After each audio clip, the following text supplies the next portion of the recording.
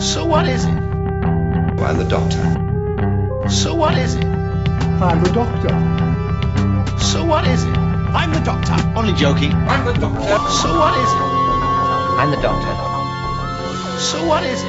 I'm the Doctor. Only joking. I'm the Doctor. So what is it? Small off-duty Czechoslovakian traffic warden. So what is it? I'm the Doctor. Only joking. I'm the Doctor. So what is it? I'm the Doctor.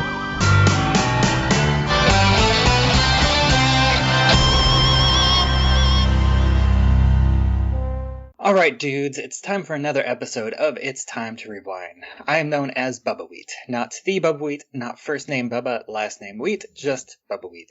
This season is Red Who, where I am covering British sci-fi like Red Dwarf and Doctor Who, and joining me 3 million years in the future via the TARDIS once again is my guest, Lackey. How are you doing today? I'm afraid of being on this podcast. I have never admitted that to anyone.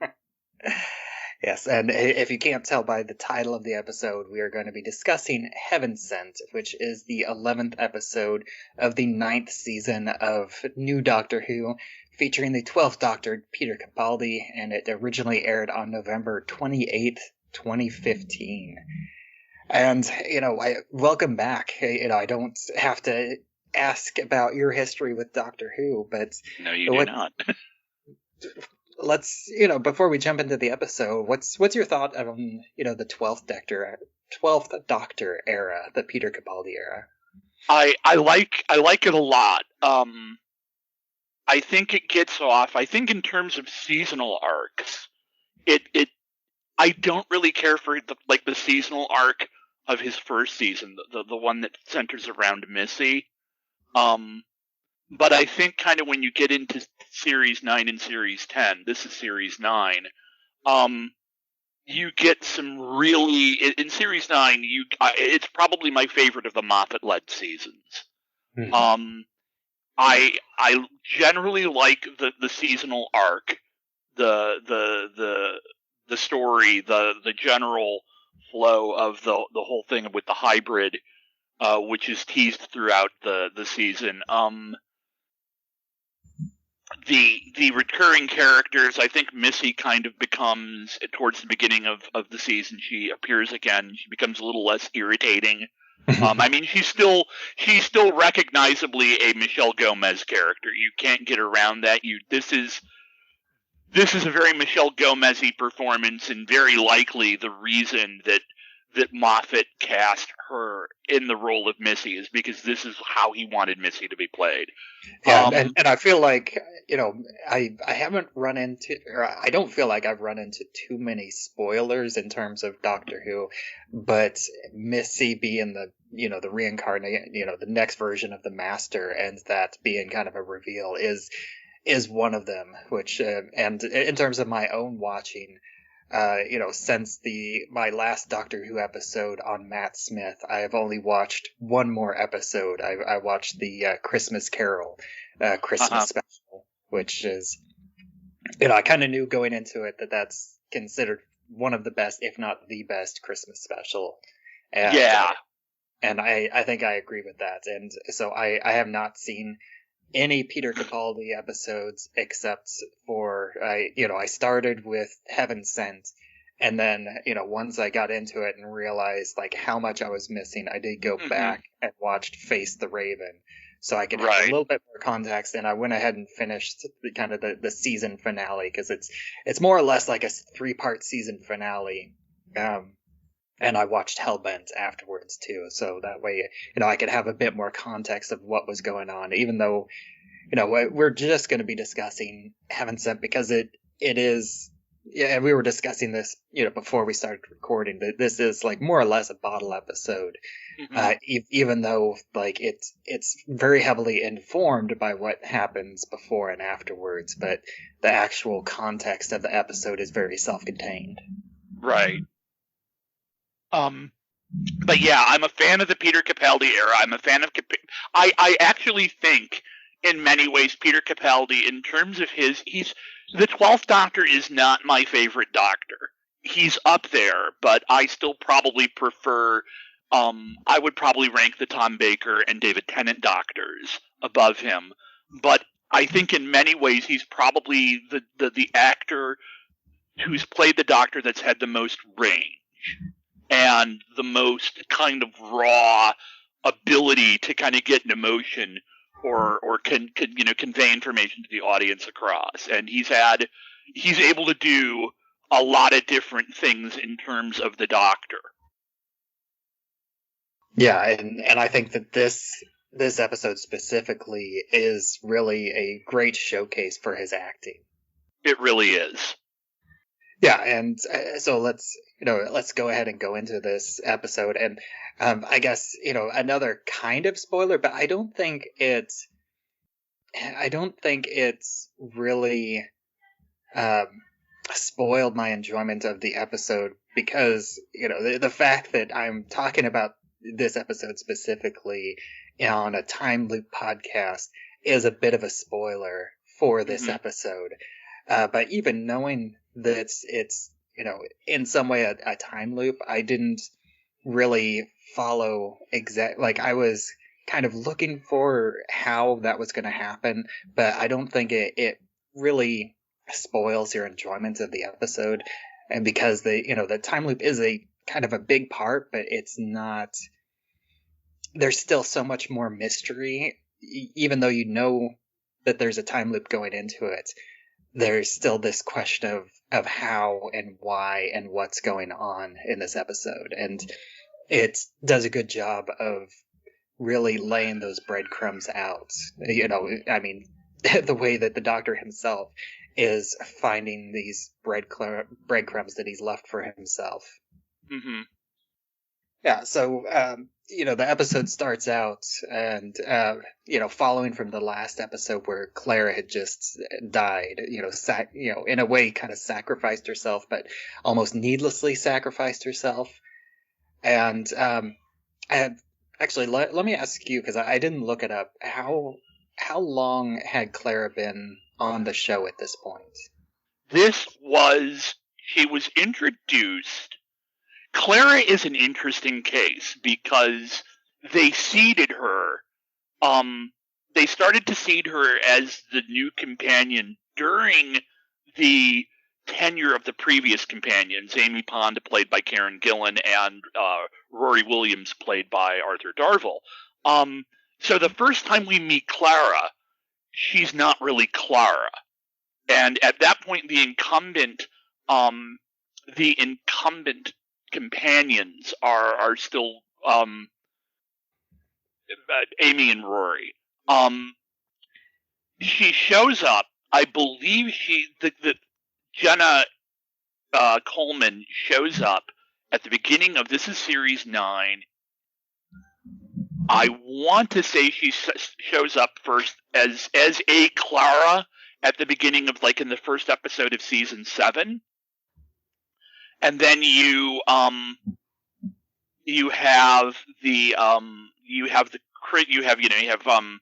departure of Amy and Rory, and then in the Christmas special for that year, which is the Snowmen, you have Jenna Coleman show up again as a character named Clara. Actually, it is Asylum of the Daleks. She's playing a Clara, but she's not actually.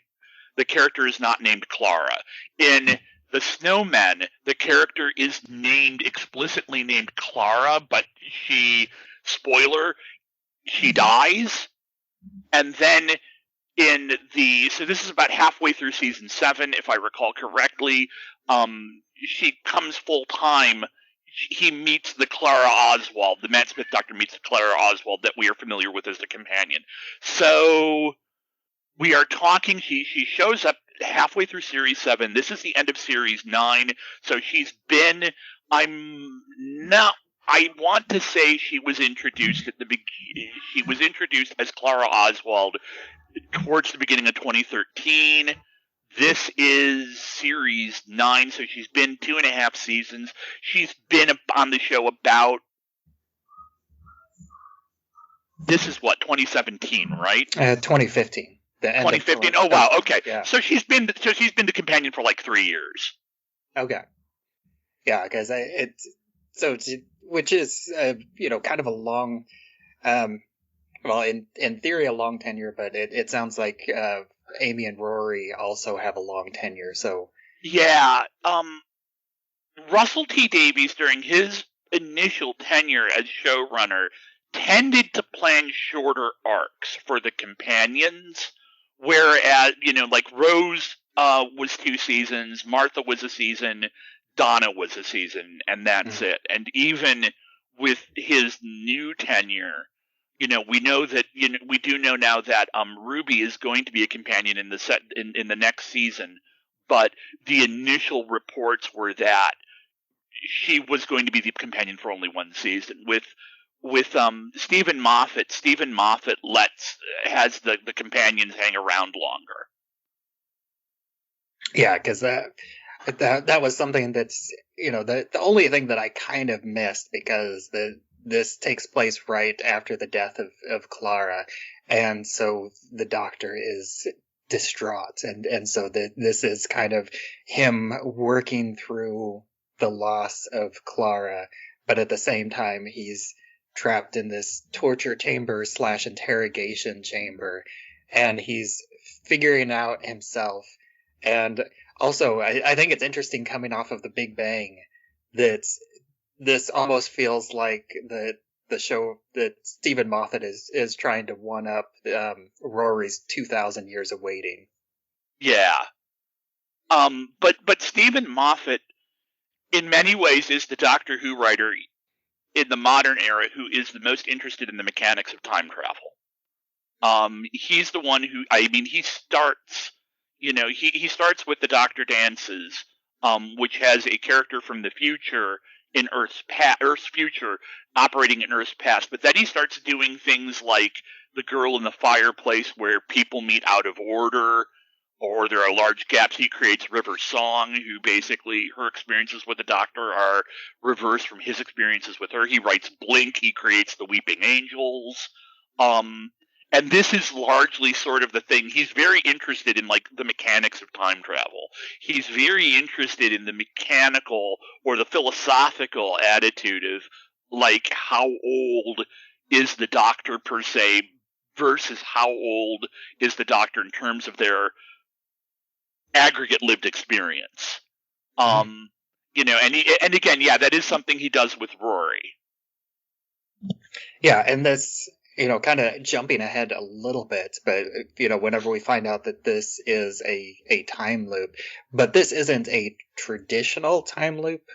I mean, in a way, it's almost a pure time loop, because the Doctor, whenever he is recreated through the buffer on the teleporter, he is created as if it was that moment, as if it was the first time. And unlike a lot of other more mystical time loops, he does not have the memories of his previous run-throughs in this. And Right. the way that this episode is, there's a lot less chaos theory. So the way that the episode kind of portrays things is he runs through the events of the time loop, like he runs through things in the exact same way every single time. Right. And as for what he's doing, for anyone who might not have seen it or might not have seen it in a while, he is in this this almost like kind of steampunk mechanical castle, and he's being it kind of reminds me, have you heard the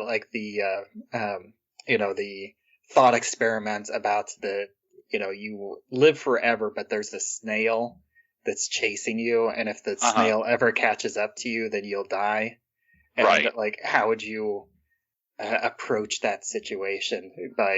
You're being chased by something that's extraordinarily slow, so it's easy to get away from, but it is endlessly persistent. And Right. that's basically what this character that doesn't have a name, but it's referred to in the credits as the Veil. And he has a vaguely death-like appearance, kind of a dark shrouded character that's just very slowly moving towards him, and is surrounded by flies, which kind of adds to the whole death and decay motif. But at the same time, there's all these monitors which show the Veil's viewpoint to the Doctor, so the Doctor can always, or not always, but any time with just a little bit of effort, he can see see roughly where the Veil is. He can see through the Veil's eyes, and like that in itself is just a very interesting and creepy concept. Mm-hmm. But Peter Capaldi even addresses this, like in the opening narration, where he talks about, imagine that you're being pursued by something, and it's slow and it's slow, but it will not give up. You have to rest. It does not, and the whole structure of the episode where, the point is he has to be at a certain point. He has to get to a certain point in the castle to do a certain thing, and he only has X amount of time to get there, and then he has only X amount of time to do what he needs to do before the Veil catches up with him and kills him. Yeah, at one point in the episode, he says that, he's figured out if he lures the Veil to one extreme of the castle, and then he runs to the other extreme of the castle, he has 89 minutes before the Veil can reach him. Uh-huh. And I get the impression that, each loop for him lasts a few days. Right.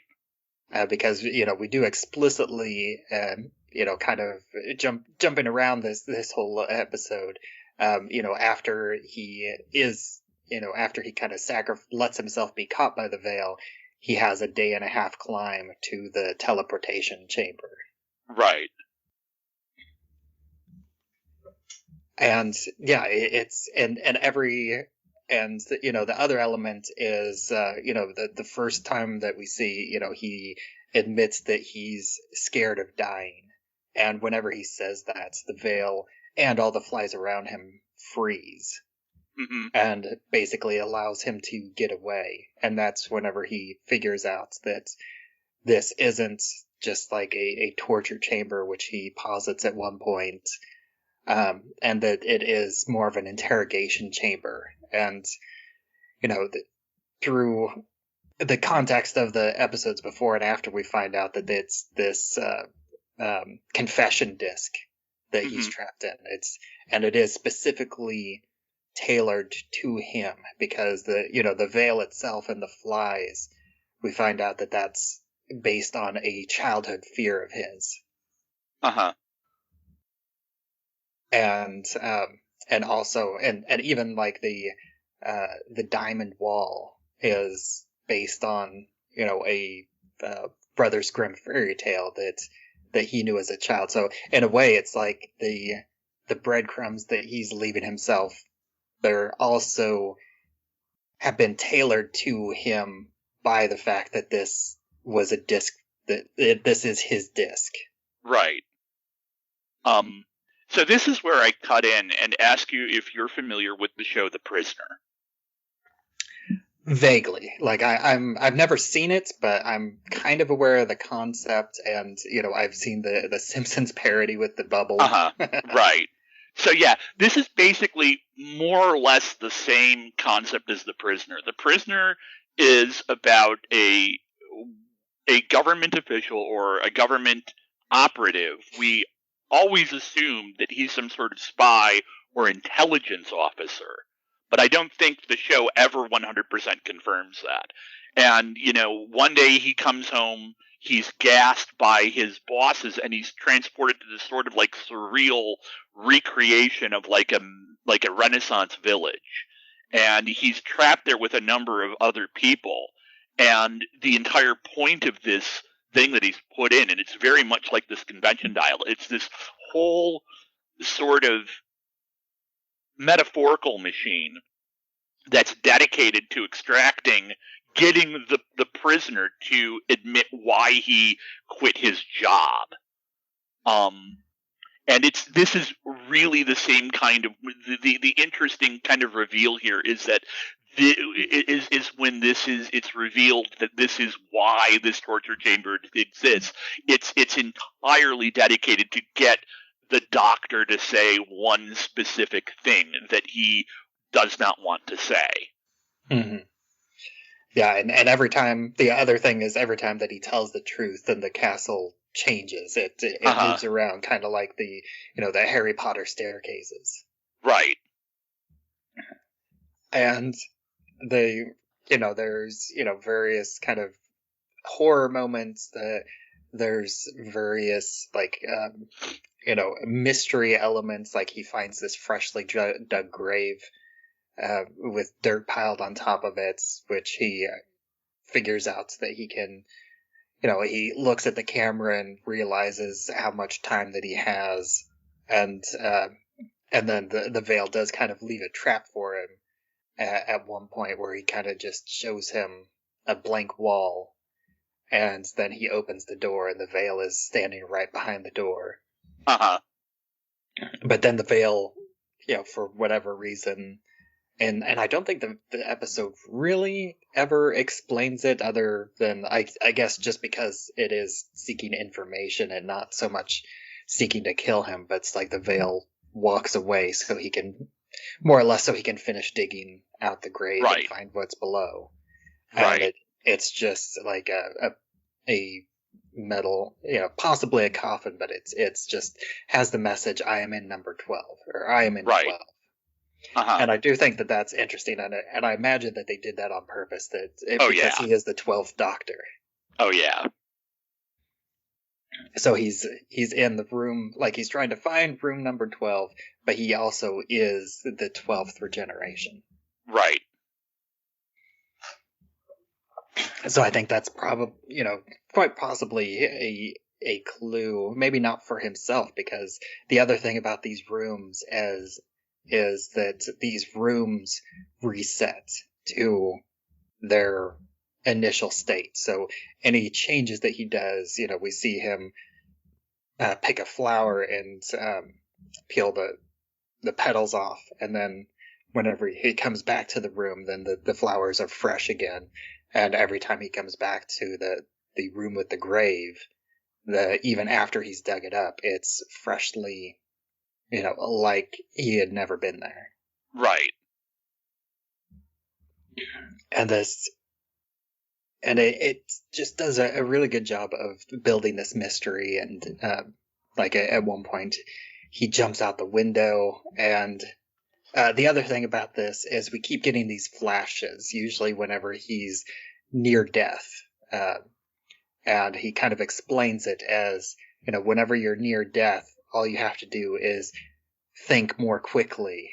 And so we get these kind of glimpses into the mind of the Doctor during these brief near-death moments of him basically figuring out how he's going to escape. And that I do kind of like that visualization of this, that's kind of looking into the mind of the Time Lord and how he works, because he's always, he always refers to himself as a genius. He always figures things out, but actually seeing a visualization of how quickly his mind can actually work, I think is kind of interesting. And this is an actual psychological concept. It's not referred to by name in this episode. It's called the memory palace, which is a technique that people use to sort of file important information in their head when they have to remember a lot of important things. They sort of visualize it as a home or a library, or in this case, in the Doctor's case, the TARDIS. And it's really interesting because this shows up. The other show, obviously, that Stephen Moffat was doing at this time was Sherlock. And the Memory Palace is also an important concept in the Benedict Cumberbatch version of Sherlock Holmes, of how he kept all this information straight in his head. The Memory Palace is part of, it's definitely a concept that Moffat was aware of. like in a just beyond he used it here, and I actually kind of wonder if it's a sort of sideways reference to his work on Sherlock as well. Yeah, that's interesting. I have heard of that. It's often used with people that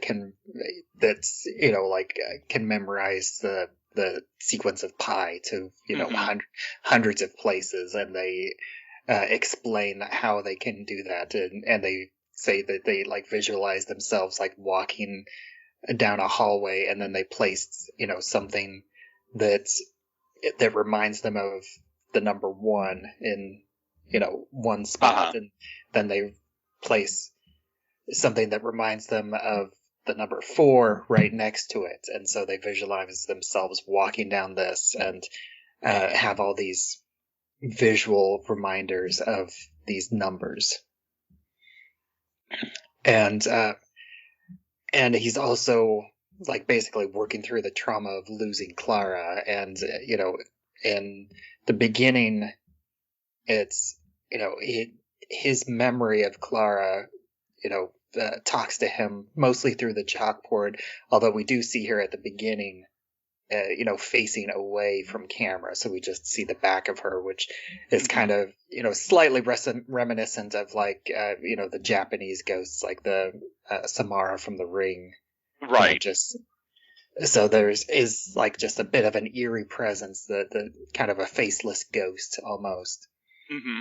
But then as as he works through this during the few days that he gets, then he does eventually visualize Clara fully, and visualize Clara speaking to him, where we see her full face.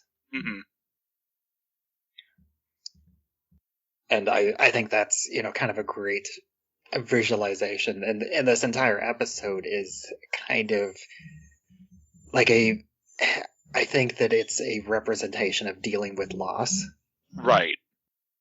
Because one of the themes that is very present, one of the overarching themes that's very present is in the new, really since Doctor Who was rebooted in 2005, is the concept of loss. The concept that the Doctor is immortal.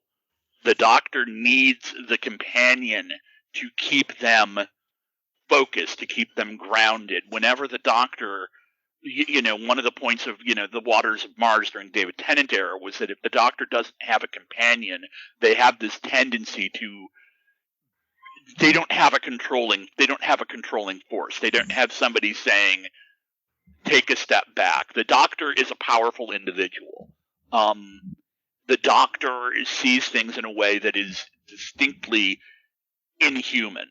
The Doctor does not have a human perspective on the world, on the universe, on the flow of time. The Doctor does find it easy to kind of slip into a mindset where they say, I can do anything and I will do anything. And the controlling factor of that is always the companion. So the Doctor needs the companion, but the companion's going to go away. The Doctor is functionally immortal from a narrative point of view.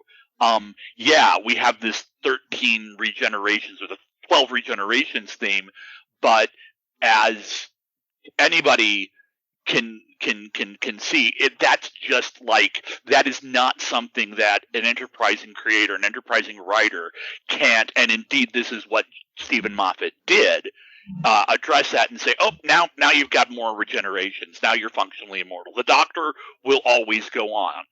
The companion will not. The Doctor can. The Doctor can always go on, because there is most likely a point that he will stop whenever the ratings drop, or the creators. Right, but the thing is that the Doctor is functionally immortal. The Doctor has the potential to live forever. The companions don't. The Doctor is always going to lose the companions. The companions are always going to leave. And Jason Soto and I were just talking about this on the most recent episode of From Inner Time, where one of the minor themes of the episode is how he deals with, obviously it's not permanent loss, but how he's coping with Ruby having left him, at least temporarily. So every so often you will get when you get the companion leaves, you will get like an episode where the Doctor, or an arc where the Doctor has to cope with that. When Rose left, when he left Rose in the in Pete's world, he had an arc where he had to deal with that. He had an entire season, basically seasonal arc, where it was the entire point was he needed to learn to understand that Martha was not Rose. Same thing. That's how Clara comes into play. Is that in the Snowmen, is that Rory and Amy have just left, and the Doctor's like, well, I'm not going to go saving universes anymore, and it's incumbent. So he's dealing with that grief. So again, we have like this grief thing, and I've talked too long about it, but that's the point. Yeah, and like another thing that's that I did kind of that kind of triggered in my mind, and it's talked about more in the next episode, Hellbent, is going to this concept of the hybrid, and I'm not familiar with the setup. I only see kind of the conclusion, and it's not even really a conclusion. Like even in Hellbent, there's no definitive answer, but I did like how they do kind of he discusses it with me, that what the hybrid might be, because they've been saying that it's two warrior races, the Time Lords and the Daleks, and he says, well, it says two warrior racers, but it doesn't say Time Lords and the Daleks. That's just the Time Lord ego that's put that in there, and then he thinks one of the things that's brought up is human as a potential warrior race, and that the Doctor might be the hybrid, and they bring up, well, why are you always around Earth? And it's the thing that I think is funny, especially through my own personal journey here through Doctor Who, going back to Doctor Who the movie, where in Doctor Who the movie, he was half Time Lord, half human in that regeneration. My mother's side, no, that was I'm like 100% certain that that's just Moffat making fun of the TV movie. Yeah, that's kind of what I thought as well. But I thought that was funny, especially since that through so much of what's going on in this episode, I'm completely lost on what's happened in the earlier season, and then that pops up, and it's like, I know that reference. Yeah, I'm Captain America in that moment. Yeah, I recognize that reference. The thing about the hybrid is that the hybrid is a MacGuffin. The hybrid is not important. It's not what the hybrid is actually isn't important. The hybrid can potentially be anything. It is the thing that they seed throughout the season, but this is this is something I've discussed with Jason many times on From Inner Time. In many ways, the actual things, a lot of these actual arc seasonal arcs that get seeded, a lot of them, what the things are not particularly important. It doesn't matter what the hybrid is.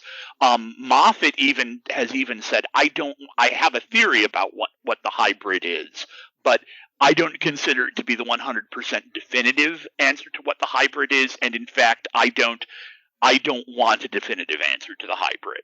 I don't have a certain idea. It's not like I always intended it to be this thing or that thing. I intended it to be a thing that whoever, if you want to make an interpretation of it, and then you're free to as a fan or as a viewer. But it is not important what it is. What is important is that the people who have captured the people who have captured the Doctor and are torturing him, they want to know what it is, and they think he knows what it is. And that's really all that's important about it. There's nothing, I think, in the build-up in Series 9 that you're, in terms of the hybrid, that you're really missing. It's just something that people talk about, that people want to know what it is. But it really, in terms of like story or plot, it doesn't actually really matter. Yeah, and I think the other interesting thing, which we kind of touched on, and they do discuss it, but they don't discuss it, I feel like in the right way in Hellbent is the fact that he he survived this, he stayed in this time loop for like over 2 billion years. And it's this thing whenever he kind of figures out that he's stuck in this time loop, and then he uses his last moments to get like 3 or 4 punches into this 30-foot thick diamond, 30 times harder than diamond wall, which, I personally, I don't think that even 2 billion years would be enough to 4.5 billion. I think maybe the number they actually give is 4.5 billion, and 4.5 billion. Yeah, maybe. Yeah, I could see it something like that hard. Yeah, I'd say maybe about. I give my own personal thing maybe about 5 billion years, but I mean, who's counting? But they talk about how he went through this for billions of years for Clara, but at the same time, functionally, he only went through it for like 5 days. Right. He only experienced the most recent iteration because he was fully reset at the end of each time. It's right. Which, in a way, it's unlike Rory, where Rory he experienced those 2,000 years. Right. But the Doctor, he had his entire existence of those few days wiped out, except for the small amount of progress that he made on the diamond wall each time. Right. He's being recreated at the end of one cycle. He's recreating himself as he was. He talks about how in Star Trek terms, and Stephen Moffat is a Star Trek fan, the way Stephen Moffat describes it is that it's the teleporter hard drive, because Stephen Moffat, one of my criticisms of the Stephen Moffat era is that he insists on describing all Time Lord technology as if it was like early 21st century technology. So you will consistently, every so often, if you're watching something where people talk about like Gallifreyan technology, you will hear people describe it as a hard drive. But the point is, he's at the end of Face the Raven. He enters the confession dial into the teleporter. And in Star Trek terms, like I said, he's a Star Trek fan. In Star Trek terms, this is what would be called the transport buffer. It's a copy of him. I believe he actually does use the term buffer in the episode. He might. I don't recall. But what is happening is that it's creating the version of him that's in that buffer or on that hard drive that's in the teleporter memory at the point he entered the confession dial at the end of Face the Ravens. It's not like he's necessarily getting his memory wiped every time. It's just that he's recreating a version of himself that hasn't been through this and doesn't know. And it's an interesting thing, I think. In the horror version of Star Trek. Yeah. Teleporters work is they destroy you at one end, and then they digitize your the series of the pattern of atoms and molecules, and it stores that in the computer, and then it rebuilds you from basically using the replicator technology. Right. It recreates you from the atoms in the air as you were when it destroyed you, and so you are a brand new, fresh copy, but you're a copy that's exactly the same as you were on the other end, or in this case, exactly as he was when he was first teleported there. But I think the really interesting implication here is that the Doctor, in a way, there's the implication here that the Doctor does the exact same things and says the exact same thing, almost to a T, almost to a script, the same time, every single time. And the only thing that ever really changes is, what he says and how, if I didn't know better, I'd say, I was X number of years in the future, and that's like I'm 7,000 years in the future, 12,000 years in the future, over 1 billion years in the future. which implies that basically it's almost like he's working in his head too. He's so implacable in his goal that he does the exact same things in the exact same order and says the same things every single time he goes through this. Yeah, and the only other change is that he gets a little bit farther in the story because as he starts working his way through the wall, because he has those extra few feet, and so that it allowed as the veil is chasing him, so he's able to get a little bit farther into his story. Right. Which, the story is, it's about, it's like an emperor asks somebody to describe how long eternity is, and the way it's described is if a bird is sharpening its beak on the mountain, then by the time the bird destroys the entire mountain with its beak, then 1 second of eternity will have passed. And that's a hell of a bird. And so this is clearly like this is the Doctor is sharpening his fist on the diamond, and so 1 second of eternity has passed for him. And yeah, I think just the episode itself is really great. I think the the horror element is well done with the sea of skulls. Even the first, and the fact that we jump in 7,000 cycles, 7,000 years, and that actually 7,000 years would be a lot more than 7,000 cycles, because like which in terms of like the skulls being the only thing that resets, I almost feel like by the time he's at 2 billion, it's like the skulls should be piling up and be like halfway up the castle.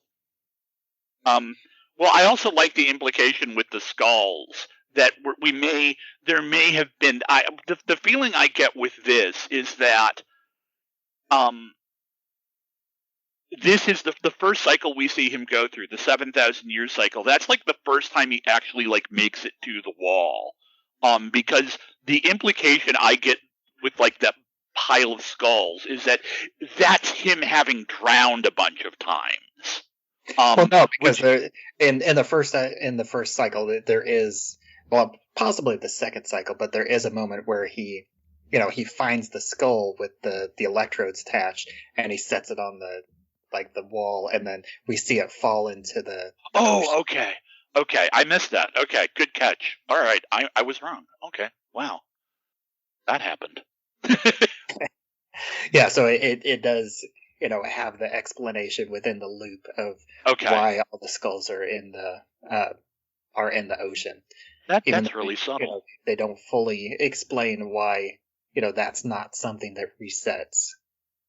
And this is the point where I want to mention the director, who is named Rachel Talalay. Rachel Talalay was basically Stephen Moffat's finale director for the entire Capaldi era. She directs all of the 2-part finales for series 8, 9, and 10, and she also directs the final Christmas special for Peter Capaldi, where he regenerates into Jodie Whittaker. And it's interesting in this case is that she's one of the more notable Doctor Who directors in that she's got actually a history as a director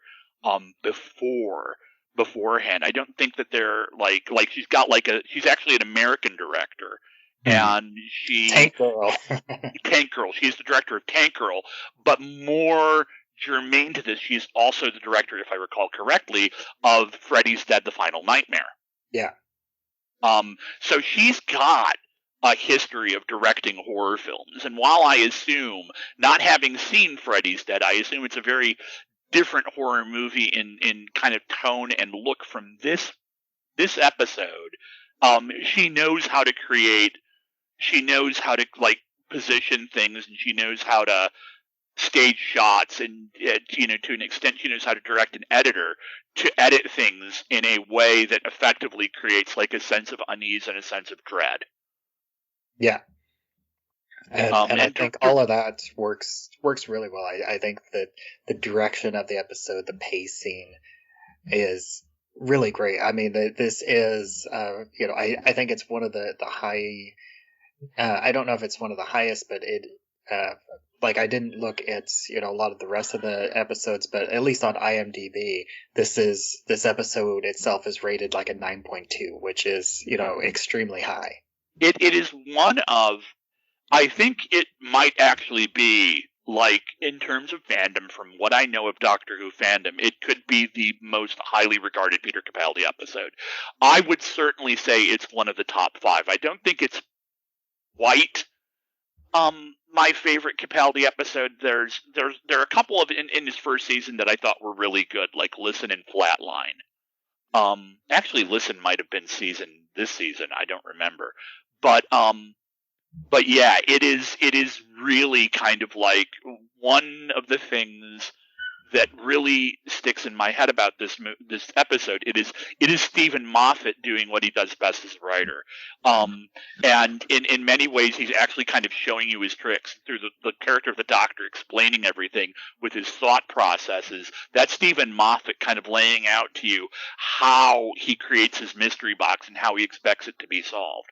But this is the sort of thing Moffat really does best. He's good at that kind of clever dialogue.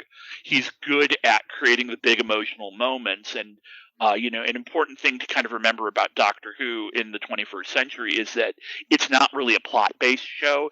It is, Moffat is less so in this mode than Davies is. Davies is really a kind of guy who as a writer, he doesn't so much write a plot. What he does, he puts these big emotional touchstones, these sort of big emotional sort of beats in an order, and then the story is the connective tissue. Moffat is a little bit more plotty because, like I said, Moffat is interested in the structure and the mechanics of time travel.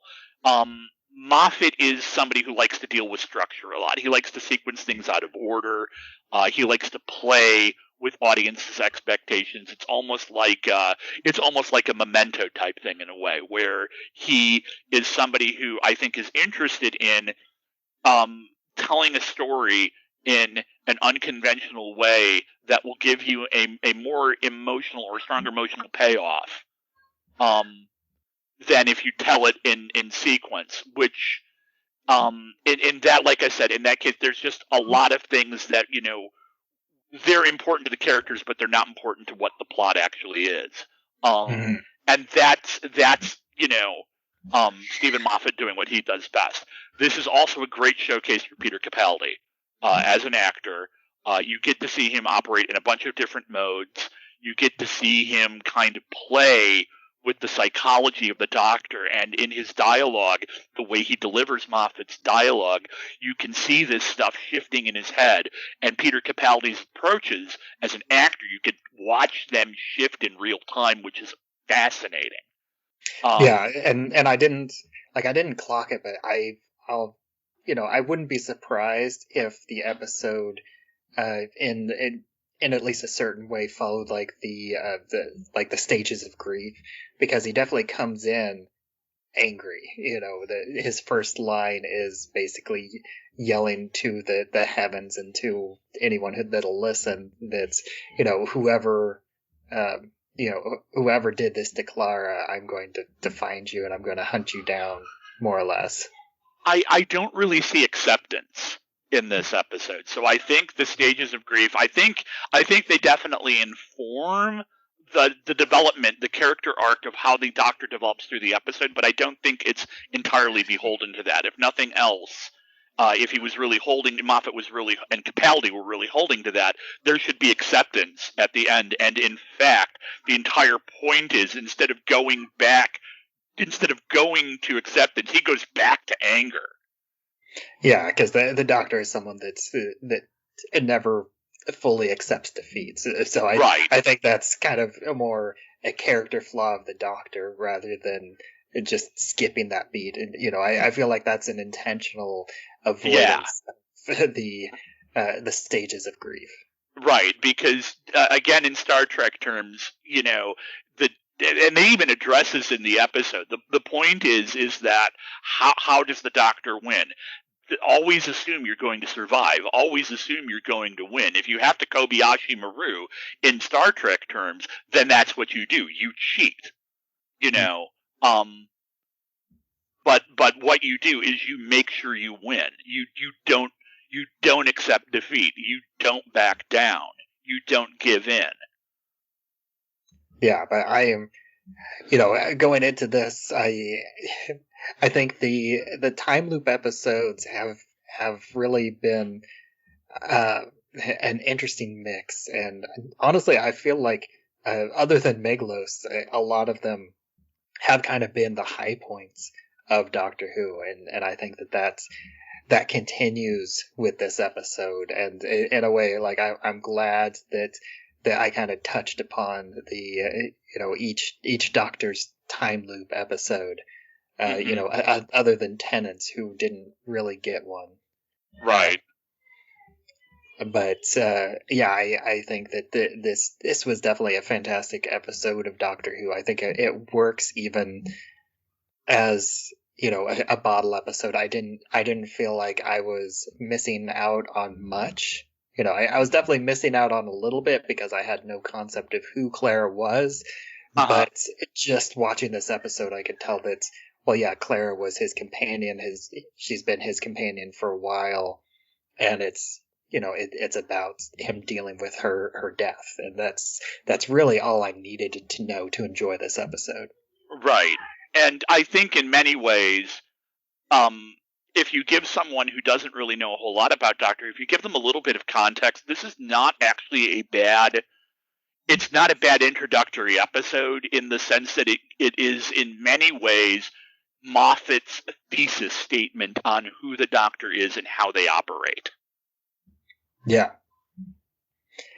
But I think that covers this episode and the Peter Capaldi era, and 2 weeks from now I'm finally going to be getting into kind of the real meat of this season with Jodie Whittaker's Eve of the Daleks, which I will be covering over 9 weeks because that is a much more traditional time loop episode. So that's really your Groundhog Day episode.